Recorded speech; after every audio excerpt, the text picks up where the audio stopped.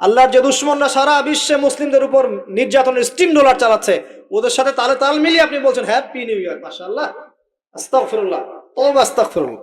যে খ্রিস্টপূর্ব প্রায় 46 সালের দিকে এক ব্যক্তি ছিল, তার নাম ছিল জুলিয়াস সিজার। কি নাম? Julius caesar.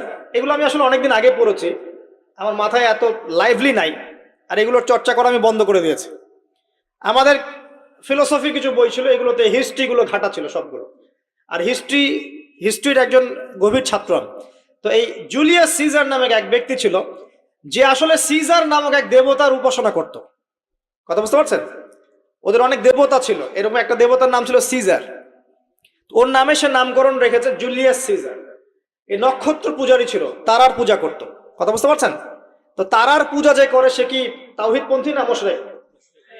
বলেন, সে কি ইমানদার না কাফের, কোনটা?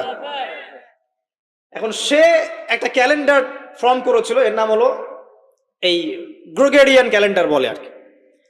এখানে প্রথম বর্ষ যেটা, এই প্রথম বর্ষতে উৎসব পালন করা শুরু করেছে এই জুলিয়াস সিজার নামক এই ব্যক্তি প্রথম, এবং সে সমাজ এটা চালু করে দিয়েছিল। এরপরে আরো পরে প্রায় খ্রিস্টের জন্মের 800 বছরের দিকে পারস্যের এক সম্রাট ছিল, তার নাম ছিল মনে হয় জামশিদ। তো এই ব্যক্তি একজন সম্রাট ছিলেন। তো সে আবার এরকম বর্ষ বরণের জন্য একটা মানে উৎসবের আয়োজন করে, তার নাম দিয়েছিল নওরোজ। কি নাম দিয়েছে? নওরোজ, মানে বর্ষ বরণ উৎসব। এভাবে এই পারস্য উপমহাদেশে পুরো জায়গাটায় এই নববর্ষ পালনের সংস্কৃতি চলে আসে। এগুলো হতে হতে হতে আজকে যে দেখছেন আপনি 31st নাইট, এই যে গ্রেগরিয়ান ক্যালেন্ডার, যেটা মানে পশ্চিমারা সারা বিশ্ব শাসন করেছে না, যখন ব্রিটেন সারা বিশ্বকে শাসন করছিল, আমাদের এখানে ওদের দখল ছিল না। পলাশির যুদ্ধের হিস্ট্রি জানেন না? কত বছর এখানে শাসন করেছে? প্রায় 200 বছর এরা এখানে শাসন করে নাই। নবাব সিরাজউদ্দৌলার পতনের পর থেকে প্রায় 200 বছর এই ভারতীয় উপমহাদেশ তারা শাসন করেছে না। এখানে এই গ্রেগরিয়ান ক্যালেন্ডার ছড়িয়ে দেওয়া হয়েছে। এখন আমরা এই যে 31st নাইটের উৎসবটা পালন শুরু করছি। এটা কি আমাদের উৎসব? এটা কি মুসলমানদের? কাদের হলো তাহলে? পশ্চিমাদের, রোমকদের, পশ্চিমাদের, যাদের সাথে ইসলামের দূর দূর পর্যন্ত কোনো সম্পর্ক নাই।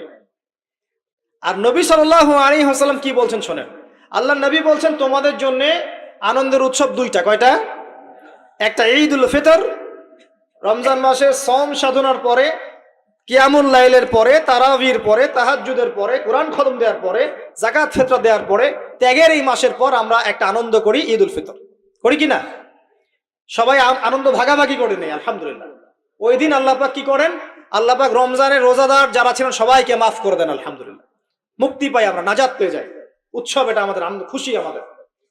আরেকটা হচ্ছে ঈদুল আজহা, যখন ওই যে ইসমাইল আলাইহিস সালামকে যে কুরবানি করার মহান স্মৃতি, সেই স্মৃতিকে স্মরণ করে আমরা ইব্রাহিমী চেতনায় আবার কি করি? ঈদুল আজহার এই পশু কুরবানির মধ্য দিয়ে নিজের পশুত্বকে কুরবানি দেই, আল্লাহর সামনে আমরা আত্মসমর্পণ করি। করি কিনা? এই দুইটা হচ্ছে আমাদের উৎসব। এগুলো বাদ দিয়ে নবীজি বলছেন মান তাশাব্বাহা বিকওমিন ফাহুয়া মিনহুম। কেউ যদি তোমাদের মধ্যে অন্য কোন জাতির সাদৃশ্য অবলম্বন করে, যে যে জাতির সাদৃশ্য অবলম্বন করবে সে তাদের অন্তর্ভুক্ত হয়ে যাবে। নাউযুবিল্লাহ। আমরা কি চাই উম্মতে মুহাম্মাদের অন্তর্ভুক্ত হতে, না ওই পশ্চিমাদের অন্তর্ভুক্ত হতে? পশ্চিমা কারা? যাদের মধ্যে ছেলে ছেলে বিয়ে করা জায়েজ। খুশি হয়েছেন? পশ্চিমা কারা? যাদের মধ্যে ছেলে ছেলে বিয়ে জায়েজ, মেয়ে মেয়ে বিয়ে জায়েজ, পর্নোগ্রাফি সবাই করতে পারে, দেখতেও পারে, মদ পান করা জায়েজ, পরকালের কোনো কনসেপ্ট নাই ওদের, লা ইলাহা ইল্লাল্লাহ কোনো কালিমা নাই, মুহাম্মদুর রাসূলুল্লাহ তারা বিশ্বাস করে না। এমনকি তারা বলছে, কয়দিন আগে বললো মেরি ক্রিসমাস, বলেছে না? যে ব্যক্তি বলেছে মেরি ক্রিসমাস 25শে ডিসেম্বরে, সে ওই দিন স্বীকার করে নিয়েছে যে 25শে ডিসেম্বর আল্লাহ পাক ঈসা আলাইহিস সালামকে জন্ম দিয়েছেন। নাউযুবিল্লাহ। কথা মানে বুঝতে পারছেন না? যখনই আপনি এটা পালন করেছেন, তার মানে ওই দিন আপনি স্বীকার করেছেন যে ওই দিন আল্লাহ পাক ঈসা ইবনে মারইয়াম, আল্লাহর পুত্র, নাউযুবিল্লাহ, তাকে তিনি জন্ম দিয়েছেন। এটা স্বীকার করেছেন আপনি, করছেন না? ওই সভ্যতা এর অন্তর্ভুক্ত আপনি হতে চান? ওদের সাথে হাসর করতে চান, নাকি নবী সাল্লাল্লাহু আলাইহি ওয়াসাল্লামের সাথে করতে চান? বলেন। এটা আপনাকে বেছে নিতেই হবে। আপনি মুসলমান হয়ে এটা করতে পারবেন না। ইসলাম এই নামকা ওয়াস্তে পালন করতে পারবেন না। পালন করলে পরিপূর্ণ পালন করতে হবে। উদখুলু ফিস সিলমি কাফা। তোমরা পরিপূর্ণরূপে দিনে প্রবেশ করো। তোমরা পরিপূর্ণরূপে দিনে প্রবেশ করো। নামাজও পড়বো, সুদও খাবো, এদিকে যাকাত দিব, আবার এদিকে আমি ঘুষও নিব, এদিকে আমি হজমরাও করব, আবার এইসব পশ্চিমা সংস্কৃতি ধারণ করব, মাদক খাবো, সুদ খাবো, জেনা করব, ফ্রি মিক্সিং করব, এইসব মানে হজবরল ইসলাম পালন করে এই যুগে চলবে না। পরিপূর্ণ ইসলাম পালন করতে হবে। আল্লাহ পাক তৌফিক দান করুন। পরিপূর্ণ ইসলাম পালন করতে গেলে কি আমরা এই উৎসব পালন করতে পারবো? এক নাম্বার দেখালাম যেটা ওই জুলিয়াস সিজারের চালু করা এটা পদ্ধতি, নওরোজ যেটা ওই জামশিদের চালু করা পদ্ধতি। আর আমরা মুসলমান হয়ে কিভাবে আমরা অগ্নি পূজারীদের, পশ্চিমাদের এবং ইহুদি নাসারাদের সংস্কৃতি কেমন করে ফলো করতে পারি? আমার কি সম্ভব? আর নবী যখন বলে দিচ্ছেন মান তাশাব্বাহা বিকওমিন ফাহুয়া মিনহুম, যে যে জাতির সাদৃশ্য অবলম্বন করবে সে তাদের অন্তর্ভুক্ত হয়ে যাবে, তাদের সাথে হাসর হবে। আমি কি তাদের সাথে হাসর চাই নাকি নবীর সাথে হাসর চাই? এবার আল্লাহ পাক কি বলছেন সেটাও শুনে নেন, তারপরে সামনে যাই। খুব গৌর করে শোনেন। আল্লাহ পাক সূরা মাঈদার 51 নম্বর আয়াতে বলছেন। কত নম্বর আয়াত বলেন? কোন সূরা? সূরা মাঈদার কত নম্বর আয়াত? আয়াতটা ভালো করে হজম করেন। আল্লাহ পাক বলছেন ইয়া আইয়ুহাল্লাযীনা আমানু, হে মুমিনগণ। মুমিন কারা? আমরা মুমিন না? আমরা আল্লাহ বিশ্বাস করি না? ফেরেশতায় বিশ্বাস করি না? আসমানে কিতাবে বিশ্বাস করি না? নবী রাসূলে বিশ্বাস করি কিনা? আমরা পরকালে বিশ্বাস করি? আমরা কি ভাগ্যের ভালো মন্দ বিশ্বাস করি? আলহামদুলিল্লাহ আমরা মুমিন ইনশাআল্লাহ। বলেন আলহামদুলিল্লাহ। এই মুমিনদেরকে আল্লাহ পাক বলছেন ইয়া আইয়ুহাল্লাযীনা আমানু, হে মুমিনগণ, লা তাত্তাখিযুল ইয়াহুদা ওয়ান নাসারা আউলিয়া, তোমরা ইহুদ এবং নাসারাদেরকে বন্ধু রূপে গ্রহণ করো না। বা'দুহুম আউলিয়াউ বা'দ, তারা একে অপরের বন্ধু। ওয়া মান ইয়াতাওয়াল্লাহুম মিনকুম ফাইন্নাহু মিনহুম, তোমাদের মধ্যে কেউ যদি ওদের দিকে মুখ ফিরায় সে আমাদের অন্তর্ভুক্ত না, তাদের অন্তর্ভুক্ত। ইন্নাল্লাহা লা ইয়াহদিল কওমাজ যালিমিন, আর আল্লাহ পাক এই জালেমদেরকে কখনো হেদায়েত করবেন না। মানে আমরা যদি ওদের অন্তর্ভুক্ত হয়ে যাই আমরা জালেম হয়ে যাব, আর এই জালেমদেরকে আল্লাহ পাক হেদায়েত করবেন না। আল্লাহ পাক সূরা বাকারা আরো বলেছেন ওয়ালান তারদা আনকাল ইয়াহুদ ওয়ালান নাসারা হাত্তা তাত্তাবিআ মিল্লাতাহুম, হে নবী তোমার উপরে ইহুদের লোকজন এবং খ্রিস্টানরা কখনোই সন্তুষ্ট হবে না, কখনোই সন্তুষ্ট হবে না যতক্ষণ তুমি তাদের ধর্ম মিল্লাত গ্রহণ না করছো। আপনি ওদের সাথে তালে তাল মিলে নাচ গান করেন, তারা আপনার উপর সন্তুষ্ট হয়ে যাবে। আর আপনি যখন ওদের উপর তালে তাল মিলাবেন না, লা ইলাহা ইল্লাল্লাহ মুহাম্মাদুর রাসূলুল্লাহ নিয়ে থাকবেন, ওরা আপনার উপর সন্তুষ্ট হবে না। আমরা কি দুনিয়াতে ওদের সন্তুষ্টি চাই না আল্লাহর সন্তুষ্টি চাই? যদি আল্লাহর সন্তুষ্টি চাই, নবীর সাথে হাসর করতে চাই, কোন মুসলমান যুবক যুবতী আগামী এই নোংরা অপসংস্কৃতিতে গায়ে গা ভাসাবে না।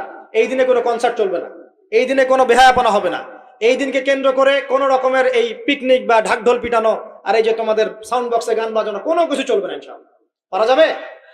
মনে রাখবে এই কাজটা ছোট নয়, করার মধ্য দিয়ে আপনি কুফর করছেন। কুফর, আপনি আল্লাহর নবীর হাদিসকে অস্বীকার করছেন, আল্লাহর কোরআনের আয়াতকে অস্বীকার করছেন, আপনি আল্লাহর দুশমনদের সাথে খুশি পালন করছেন। সুবহানাল্লাহ। আল্লাহর যে দুশমনরা সারা বিশ্বে মুসলিমদের উপর নির্যাতনের স্টিম রোলার চালাচ্ছে, ওদের সাথে তালে তাল মিলিয়ে আপনি বলছেন হ্যাপি নিউ ইয়ার, মাশাআল্লাহ, আস্তাগফিরুল্লাহ, তওবা আস্তাগফিরুল্লাহ, আল্লাহ পাক মাফ করুন। এবার দেখেন এটা কি আমাদের দেশেরও সংস্কৃতি? এই জিনিসটা কি আমাদের দেশের সংস্কৃতি? বাঙালি ভাষা, বাঙালি জাতি, বাংলা ভাষা আমাদের প্রাণের যে ভাষা এবং দেশ এবং মাতৃভূমি, এদের সাথেও কি এটা সম্পৃক্ত? এদের সাথেও কি এটা যোগসূত্র আছে? এটা ধার করা সংস্কৃতি, কথা ঠিক কিনা? তো ধার করা সংস্কৃতির চর্চা আমরা বাংলার মাটিতে কেন করব? আমাদের বাংলা সংস্কৃতি নাই? আমরা বাঙালি না? আমাদের ভাষা নাই? আমরা ভাষা নিয়ে গর্বিত না? কেন আমরা আমাদের ভাষায়, আমাদের দেশে, আমাদের জমিতে অন্যের সংস্কৃতি এনে ওইসব ভাষার গান আমরা কেন চালু করব? ওইসব ভাষায় আমরা ঢাকঢোল কেন পিটাবো? আমাদের নিজস্ব সংস্কৃতি নাই? আছে কি নাই? এবার আসেন আরেকটা পয়েন্ট দিয়ে শেষ করি এই লেকচারটা। সেটা হলো একটা বছর যে চলে গেল, একটু মনোযোগ দেওয়ার দিকে।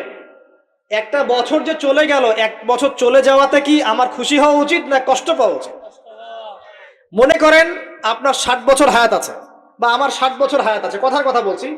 এখন এক একটা বছর যে চলে যাচ্ছে, আমি কি মৃত্যুর দিকে একটু একটু করে আগাচ্ছি না? আপনি আগাচ্ছেন না?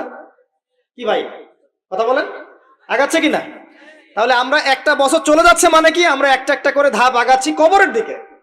এখন আমার জীবন থেকে 2022 সালটা চলে গেল, তার মানে এক বছরে আমি কতটুকু নামাজ পড়লাম, কতটুকু রোজা রাখলাম, কতটুকু তাসবিহ তাহলিল করলাম, কতটুকু দাওয়াতি কাজ করলাম, দিনের জন্য কতটুকু কি করলাম, এইটা ফিকির করা উচিত না আমার?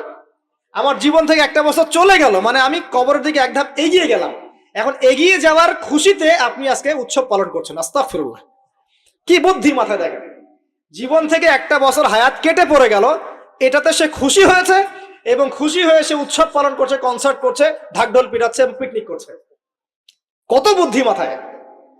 মৃত্যু কাছাকাছি আসলে কি মানুষ খুশি হয় না কষ্ট পায়?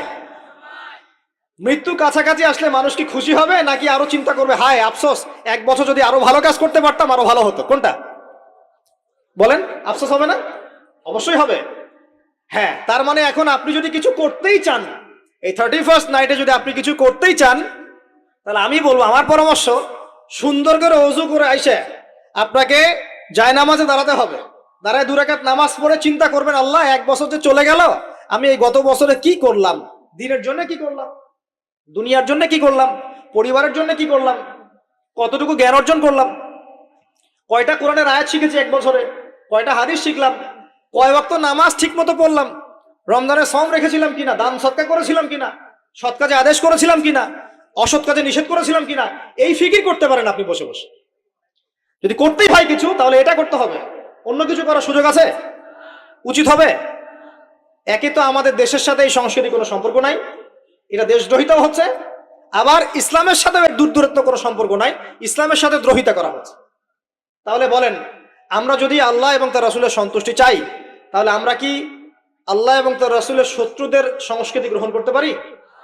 আল্লাহ পাক আমাদের সবাইকে বোঝার তৌফিক দান করুন।